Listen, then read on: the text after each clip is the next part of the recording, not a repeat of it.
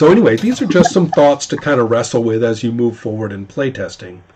But to go back to the Legendary Lives method, remember we're talking about players versus monsters. Mm-hmm. The player says where they're striking on the monster, and it doesn't really matter what they say except in terms of narration. What matters is that before rolling resolution, the monster rolls hit location on the player character. Mm-hmm. So we know what the creature is lunging for. Right.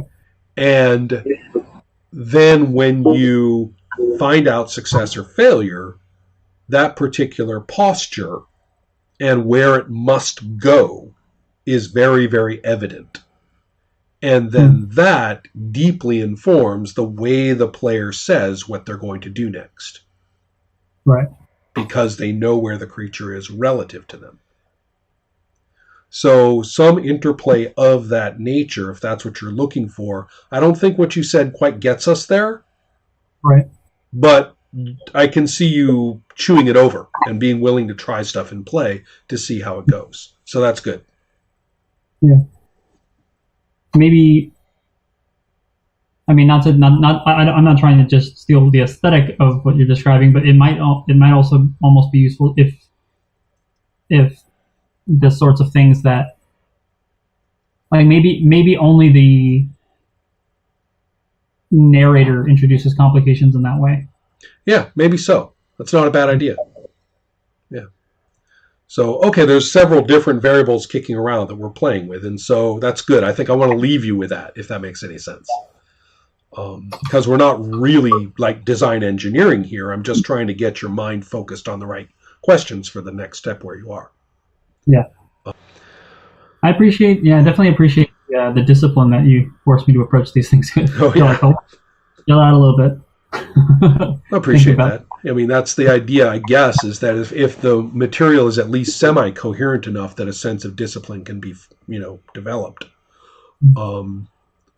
Otherwise, I find that design gets a little bit, what's the word I want? Frantic? Mm. The person is sort of like, okay, well, I wrote this down, so we're going to stick with it. Right. Or, of course, the tendency to skate toward, well, the way that Game X does it. I'll just do that. Right.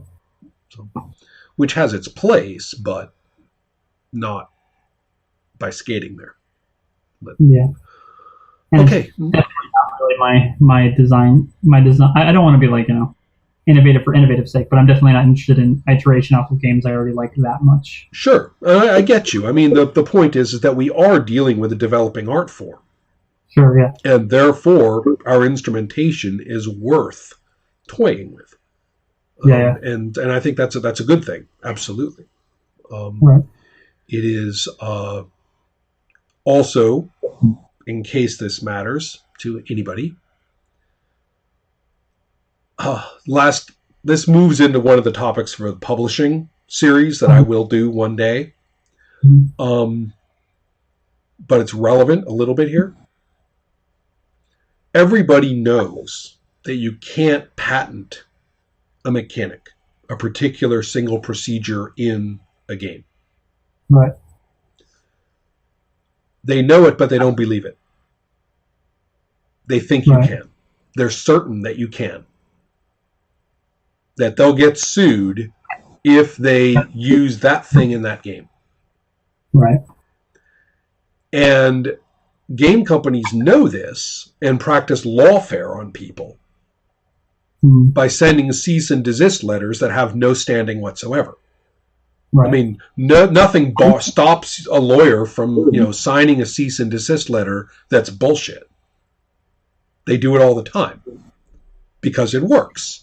People go, oh my God, he told me I got cease and desisted. Oh shit. Right. And, if you read it and say, fuck you, that's actually more doable than most people think. And, they can't even drag you into court. All you have to do is, if they try, you would say, this cease and desist has no standing. The judge takes one look, laughs at them, and that's the end of it, and you never have to leave your house. Right. So copy the language that they use in their book. Well, not just that, but use the distinctive presentation of it as well. It's a big thing. You patent a whole game. Yeah. I mean, its look, its feel. I mean, if it could be, you see, the point is not that they made it up. It's not like everybody's talking about Jack Kirby and Steve Ditko. It's not whether they made it up and you stole it. That's not what it is. It's whether somebody could accidentally buy yours thinking it's theirs. Right. That's the metric. And so it's actually kind of a big deal, that difference. And that's why we could go into more about this. That's why a lot of OGLs are actually completely unnecessary. If you look at what the OGL is giving you permission to do, it's what you had permission to do anyway. Yeah. So what you're really getting from the OGL is the right to use their logo as branding. And they're getting advertising for it. Yeah, it's always been interesting to me because I'm a big open source nerd, and I've been interested in Creative Commons games of different varieties. But it always annoyed me because OGL was always like, here's the systems, but none of the content or the art or any of the things that are actually under copyright that would be interesting to share. And a lot of Creative Commons, I mean, God love them all, are making the same mistake in that they're like, hey, we're open source, we're Creative Commons. You're kind of like, yeah, but what I'm getting permission to do, I already had permission to do. It wasn't illegal to do that in the first place. Right. So now I remember talking to people about this when, the whole GNU thing got going. And basically it was such good marketing to say that you were Creative Commons that I was told to shut up. It was just too advantaged to look generous. Right. And they weren't going to give up that particular gold star they could paste on themselves for basically giving you permission to do nothing. Right. So not Creative Commons, like no derivatives, non-commercial, or you're giving me the right to make fan art? Okay. Right. Yeah, exactly. Yeah. Yeah, really, non-commercial. Sorry, man. I was going to do that anyway. Right. I really appreciate that you get that, because you wouldn't believe, I bet you've had these too, you wouldn't believe the arguments you get into people with this who know, that they'll get sued for their eye teeth if they use the word dragon. Right. Or something like that. Yeah.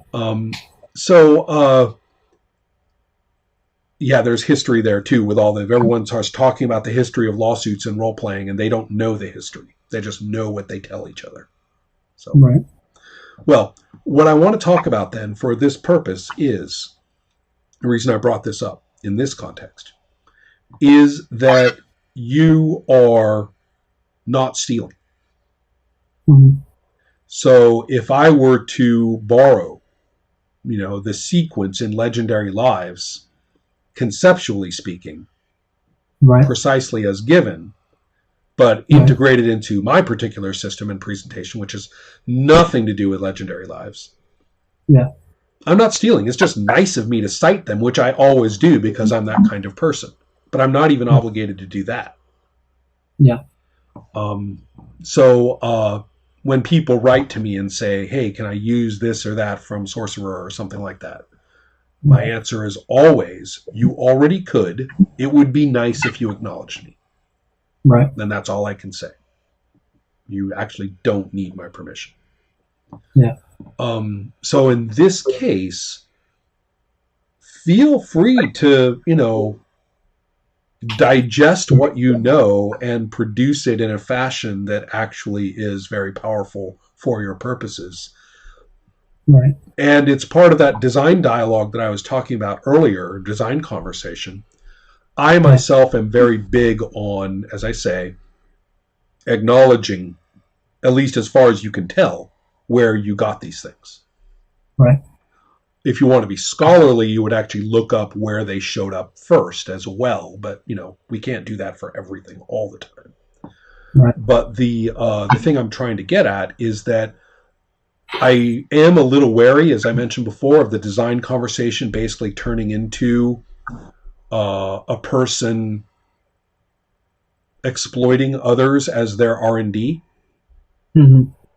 Particularly at the level of, hey, I sat down with you in good faith so that we could talk about what we were doing, and I was interested in your feedback or your perspectives doesn't necessarily mean I appreciate you running off and lifting this when I haven't even published it yet. Right. I'm not sure what the real hard limit is for that. I'm not going to wait 18 years for so-and-so to publish his game. Right. But it still does seem like acknowledging it in a much more front and center way rather than just a little indicia in the back is ethical. Yeah, definitely. So those are all things. The Mountain Witch was very, very careful about this. Had really careful footnotes for all of the concepts all the way through. But it is not common to do that. Right. Okay. Good enough? Yeah. All right. Have a good time. Thank you so much.